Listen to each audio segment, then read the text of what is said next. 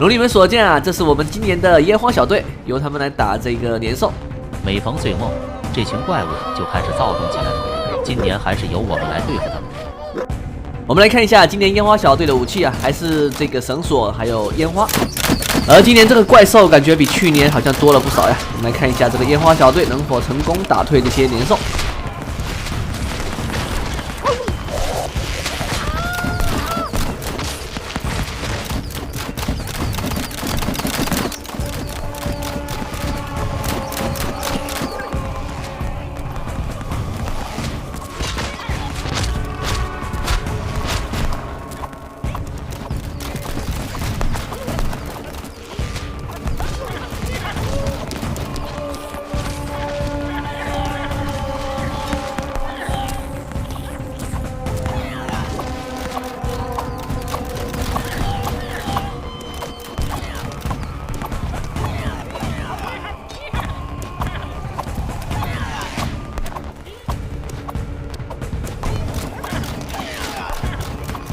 好的，也是基本上解决了这些年兽啊。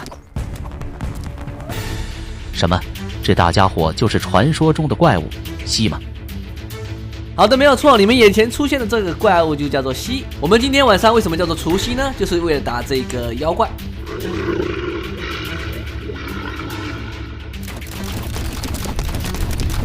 我们可以看得出来，这个由可索加大神制作的蜥啊，这个兵种。这攻击有点犀利啊！我们来看一下我们本期的烟花小队能否成功击退这个年兽。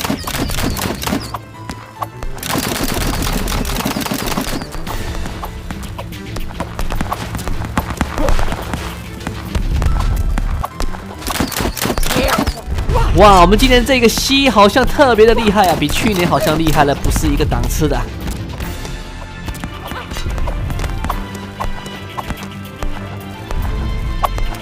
我们现在场上只剩下一个烟花大叔了，这个情况似乎不太乐观呀。不过我们此时也看到这个年兽也是倒地不起啊，似乎也是受了非常大的重伤。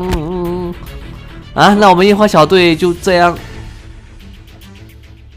好的，问题也不大，我们本期又来了一个特别的嘉宾。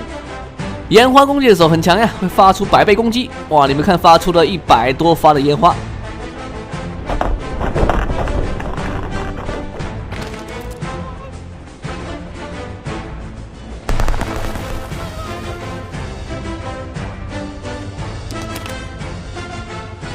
好的，在这里也差不多进入这个节目的尾声了，在这里祝大家新年快乐。